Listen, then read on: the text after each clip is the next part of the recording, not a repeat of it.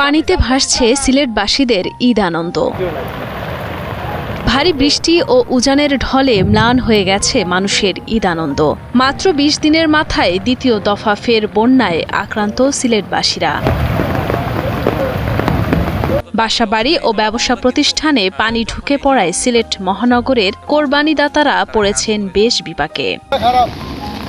অবস্থা করে ভয়াবহ, বাড়ি ঘর যা আছে সব শেষ, বাড়ি ঘরে পুরো ঘর বাড়ি সব শেষ, মাল সাবানা যা আছে। পরিস্থিতি খুবই খারাপ। আমরা সকাল 4টা থেকে কিন্তু আমরা আছি। আমাদের 3টা পাড়া প্রায় 150 শতাধিক ঘর এখনো পানির নিচে আছে। 17 জুন ভোর থেকে ভারী বৃষ্টি ও উজানের ঢলে সকালের মধ্যেই জেলার প্রায় সব উপজেলায় বন্যা পরিস্থিতি দেখা দেয়। পানিতে ডুবে গেছে রাস্তাঘাট, সাথে গলা থেকে কোমর পর্যন্ত পানিতে তলিয়ে গেছে অনেকের বসতবাড়ি।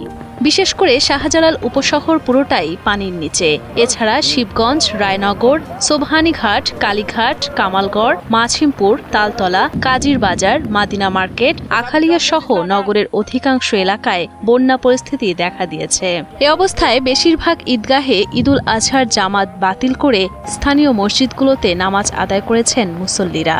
বেশিরভাগ জায়গায় সম্ভব হয়নি কোরবানি দেওয়া। এয়ারপোর্ট রোডটা খমরিমা পানি, মানুষের যে দুর্ভোগ সারা বাংলাদেশ সারা ওয়ার্ল্ডের মানুষের হইরাম।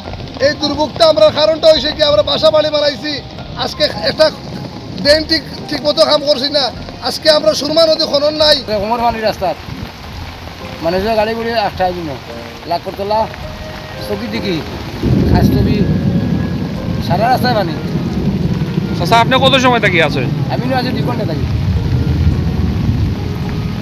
আমরা দোকানে পানি, আমার দোকানেও আমার পানি। সিলেটের প্রধান ঈদের জামাত অনুষ্ঠিত হওয়া শাহী ঈদগাহে প্রতি বছর 1.5 থেকে 2 লাখ মুসল্লির সমাগম ঘটলেও এবার বৃষ্টির কারণে মুসল্লি ছিলেন মাত্র কয়েকশো। এই বৃষ্টিতে ভিজেই শাহী ঈদগাহে প্রধান জামাতে অংশ নেন সিটি মেয়র আনোয়ারুজ্জামান চৌধুরী। আমাদের মুসল্লিরা, আমাদের মুরব্বী আর কষ্ট করে বৃষ্টিতে ভিজেও আপনারা দেখেছেন তারা এসেছেন। তো ঈদের জামাত আমরা পড়েছি। আমি দেশবাসী এবং সিলেটবাসীর জন্য মহান আল্লাহ তাআলার কাছে প্রার্থনা করি যাতে আমাদেরকে বন্যা থেকে আমরা রক্ষা পাই। সিলেট আবহাওয়া অফিস সূত্র জানায়, গত 24 ঘন্টায় সিলেটে 173.6 মিলিমিটার বৃষ্টিপাত হয়েছে। আর সোমবার সকাল 6টা থেকে 9টা পর্যন্ত হয়েছে 86 মিলিমিটার বৃষ্টি। এদিকে বন্যার কবলে পড়েছে সুনামগঞ্জবাসীও। এক রাতের বৃষ্টিতে প্লাবিত নিম্নাঞ্চল, ডুবে গেছে অনেক গ্রামীণ সড়ক। এতে বন্যার পানিতে তলিয়ে গেছে সুনামগঞ্জ পৌর শহরের বড়পাড়া, তেঘরিয়া, নবীনগর, 16 ঘর সহ অধিকাংশ এলাকার সড়ক। অনেকের বসতঘরেও ঢুকেছে পানি।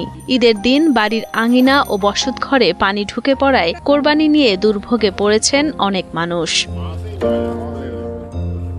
এর আগে 2022 সালের 17 জুন ভোরে স্মরণকালের ভয়াবহ বন্যার কবলে পড়ে সুনামগঞ্জ। 24 ঘন্টায় সুরমা নদীর পানি বেড়ে বিপদসীমার 20 সেন্টিমিটার উপর দিয়ে প্রবাহিত হয়। এদিকে আরও 2 দিন ভারী বৃষ্টিপাতের পূর্বাভাস দিয়েছে ঝড় সতর্কীকরণ কেন্দ্র। এতে ফের 22-এর বন্যার পুনরাবৃত্তি আতঙ্কে আছেন সুনামগঞ্জবাসী। বন্যা মোকাবেলা সহ সব ধরনের প্রস্তুতি নেয়ার কথা জানিয়েছে জেলা প্রশাসন।